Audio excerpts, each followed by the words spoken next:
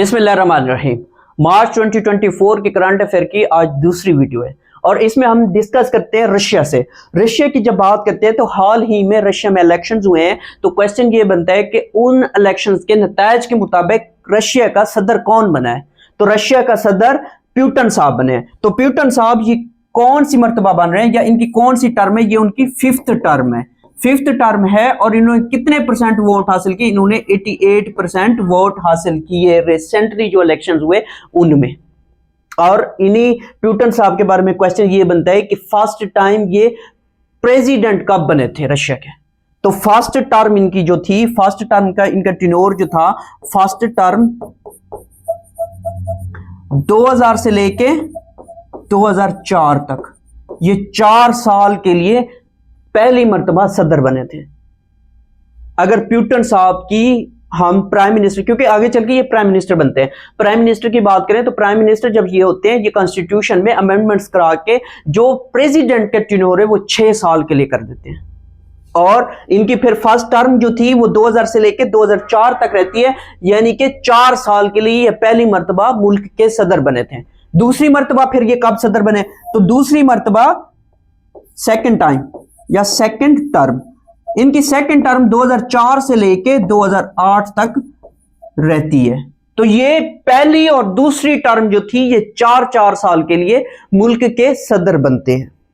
इन्हीं के बारे में जब बात करते हैं तो इनके बारे में फिर क्वेश्चन ये बनता है कि ये प्राइम मिनिस्टर कब बने?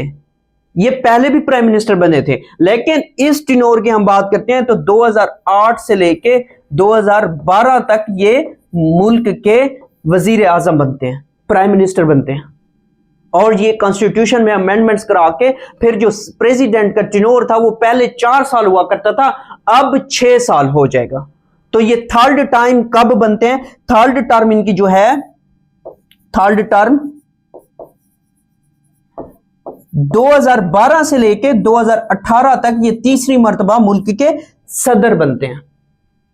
और फिर फोर्थ टाइम, जब फोर्थ टाइम की बात करते हैं तो ये चौथी मर्तबा मुल्क के सदर 2018 से लेके 2024 तक। और इन्हीं से रिलेटेड अब क्वेश्चन ये बनता है, क्योंकि ये 5वीं मर्तबा रूस के सदर बन चुके हैं तो ये कब तक सदर रहेंगे? तो 2024 में इलेक्शन हुए हैं तो अब 2030 तक ये सदर रहेंगे। तो इनकी जो 5th टर्म है, इनकी 5th टर्म कब से कब तक रहेगी? इनकी 5th टर्म 2024 से लेके 2030 तक रहेगी। इसके बाद हम डिस्कस करते हैं कि हमारे पास नेक्स्ट क्वेश्चन कौन सा करंट अफेयर का। नेक्स्ट क्वेश्चन हमारे पास है कि winner of HBL PSL 9th edition 2024, 9th edition जो अभी हुआ है रिसेंटली, उसका विनर कौन है? उसका विनर इस्लामाबाद यूनाइटेड है। इस्लामाबाद यूनाइटेड अब तक कितने टाइटल अपने नाम कर चुका है? तो अब तक ये इसका 3rd टाइटल है। ये 3 मर्तबा HBL PSL जीत चुका है। और इसी की जब बात करते हैं तो इसमें क्वेश्चन यहां से ये भी बनता है कि रनर अप कौन था? रनर अप या इस्लामाबाद यूनाइटेड ने किससे मैच जीता? तो इस्लामाबाद यूनाइटेड वर्सेस मुल्तान सुल्तान जो था, मुल्तान सुल्तान मैच हुआ था। Multan Sultan runner up team बनती है, Multan Sultan runner up team बनती है। और सबसे ज्यादा रन्स किसने बनाए? सबसे ज्यादा रन्स किसने बनाए? तो इस HBL PSL में जो हुआ था, इसमें सबसे ज्यादा रन्स किसने बनाए? बाबर आजम ने बनाए। और फिर इसी से रिलेटेड एक और क्वेश्चन बनता है कि सबसे ज्यादा विकेटें किसने हासिल की? सबसे ज्यादा विकेटें किसने हासिल की?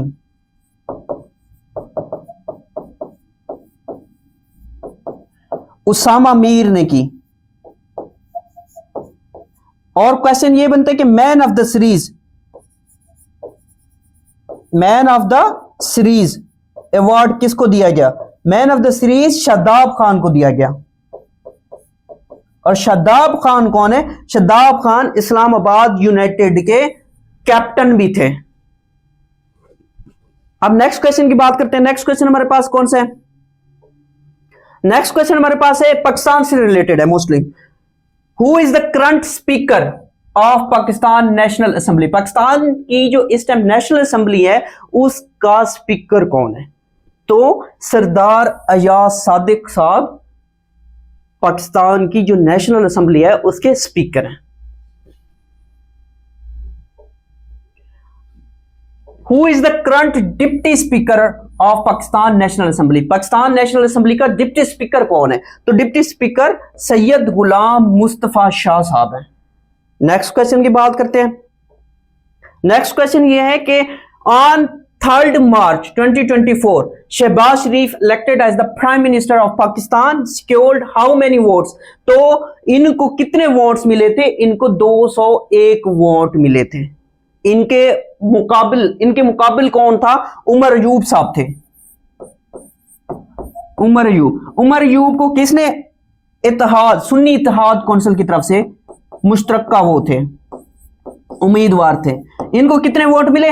इनको 92 वोट्स मिले। तो उमर अयूब साहब जो थे वो सुन्नी इत्तेहाद कौंसिल की तरफ से नॉमिनेटेड थे और उनको 92 वोट मिले। जबकि शहबाज शरीफ साहब को कितने मिले? शहबाज शरीफ साहब को 201 वोट मिले। नेक्स्ट करंट अफेयर की बात करते हैं। नेक्स्ट करंट अफेयर हमारे पास है कि who is current federal minister of finance and revenue? Finance and revenue का करंट फेडरल मिनिस्टर कौन है? तो वो मोहम्मद औरंगजेब साहब है। ये शख्सियत हैं जो इस टाइम आपके फिनांस एंड रेवेन्यू मिनिस्टर्स हैं। नेक्स्ट क्वेश्चन की बात करते हैं। नेक्स्ट क्वेश्चन हमारे पास है कि who is the current chief minister of Khyber Pakhtunkhwa? KPK का करंट वजीर आला कौन है? तो करंट वजीर आला अली अमीन गंडापुर साहब है। नेक्स्ट क्वेश्चन की बात करते हैं। नेक्स्ट क्वेश्चन हमारे पास है कि who is the current chief minister of Balochistan? Balochistan के मौजूदा सीएम कौन है? तो वो सरफराज बुगटी हैं। नेक्स्ट करंट अफेयर की बात करते हैं। Who is the current chief minister of Sindh? Sindh के करंट चीफ मिनिस्टर कौन है? तो वो मुराद अली शाह साहब है। पहले भी यही थे, अब भी यही है। तो सैयद मुराद अली शाह साहब सिंध के वजीर आला हैं। नेक्स्ट क्वेश्चन की बात करते हैं। नेक्स्ट क्वेश्चन हमारे पास है कि who is the current chief minister of Punjab? Punjab के करंट चीफ मिनिस्टर कौन है? तो वो मरियम नवाज हैं। और मरियम नवाज की अगर बात करें तो ये पाकिस्तान की और किसी भी सूबे की पहली खातून वजीर आला है। पहली खातून वजीर आला हैं। और नेक्स्ट करंट अफेयर की बात करते हैं। अच्छा, इनका ताल्लुक किससे है? इनका ताल्लुक मुस्लिम लीग नून से है। नेक्स्ट करंट अफेयर की बात करते हैं तो नेक्स्ट करंट अफेयर हमारे पास कौन सा है? नेक्स्ट करंट अफेयर हमारे पास है कि name the principal of Aitchison college Lahore who resigned? असल में सियासी मुदाखलत की वजह से किसने इस्तीफा दिया? जो एचिसन कॉलेज लाहौर के प्रिंसिपल थे वो माइकल ए थॉम्पसन साहब हैं। और इनका ताल्लुक किस कंट्री से? ये ऑस्ट्रेलिया से ताल्लुक रखते हैं। इनका ताल्लुक ऑस्ट्रेलिया से है।